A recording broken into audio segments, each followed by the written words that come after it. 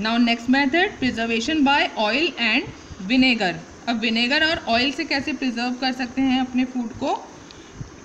Use of oil and vinegar prevent spoilage of pickle because bacteria can not live in such an environment. जब हम oil का और vinegar का use करते हैं पिकल्स में, तो उससे क्या होता है, पिकल जो है वो स्पॉइल होने से बच जाता है, क्योंकि बैक्टीरिया इस इन्वायरमेंट में, मींस ऑयल और विनेगर के इन्वायरमेंट में नहीं रह सकते। Vegetable, fruits, fish and meats are often preserve by this method. Vegetables हो गए, फ्रूट्स हो गए, फिश और मीट इसी मेथड से प्रिजर्व किए जाते हैं। Now next method is heat and cold treatment. You must have observed your mother boiling milk before it is stored or used. आपने कभी कभी ऑब्जर्व किया होगा अपने घर पे कि आपकी जो मम्मी हैं वो मिल्क को बॉईल करती हैं, दूध को उबाल लेती हैं इसे स्टोर या यूज़ करने से पहले। Why? Boiling kills many organisms. जब हम बॉइलिंग करते हैं तो उससे क्या होता है, बहुत सारे ऑर्गेनिजम्स, माइक्रो ऑर्गेनिजम्स किल हो जाते हैं, मर जाते हैं। Similarly we keep our food in the refrigerator. इसी तरह से हम कभी कभी आपने देखा है कि जब बचा हुआ खाना होता है तब हम उसे रेफ्रिजरेटर में, फ्रिज में रख देते हैं, है ना। Why? Because low temperature inhibits the growth of microbes. क्योंकि जब टेम्परेचर कम होता है तभी माइक्रोब्स की ग्रोथ इनहिबिट हो जाती है, रुक जाती है। Now Boojho is asking a question, why does the milk that comes in packets not spoil? जो मिल्क पैकेट्स में आता है वो क्यों नहीं स्पॉइल होता? My mother told me that milk is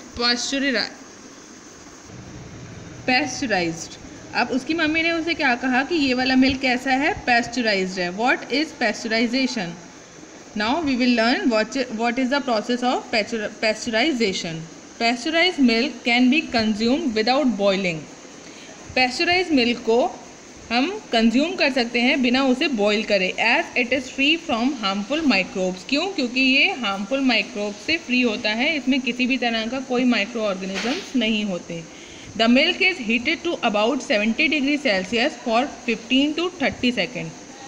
milk को हीट किया जाता है 70 डिग्री सेल्सियस पे 15 से 30 सेकेंड के लिए, and then suddenly chilled and stored. और उसे उसी समय क्या कर देते हैं, चिल्ड मीन्स कोल्ड एनवायरनमेंट में रख देते हैं, लो एनवायरनमेंट में रख देते हैं और उसे स्टोर कर देते हैं। By doing so it prevents the growth of microbes. इस तरह से करने से क्या होता है, माइक्रोब्स की ग्रोथ प्रिवेंट हो जाती है, रुक जाती है। This process was discovered by Louis Pasteur. Louis Pasteur ने इस प्रोसेस को सबसे पहले डिस्कवर किया था। This process is called pasteurization. इसीलिए इस प्रोसेस को क्या कहते हैं, pasteurization. Now the next method is storage and packing. These days, dry fruits and even vegetables are sold in sealed airtight packets to prevent the attack of microbes. आपने देखा होगा कि ड्राई फ्रूट्स और even vegetables भी बेची जाती हैं बाज़ार में एयर टाइट पैकेट्स में सील करके, जिससे क्या होता है, माइक्रोब्स उनके ऊपर अटैक नहीं कर सकते।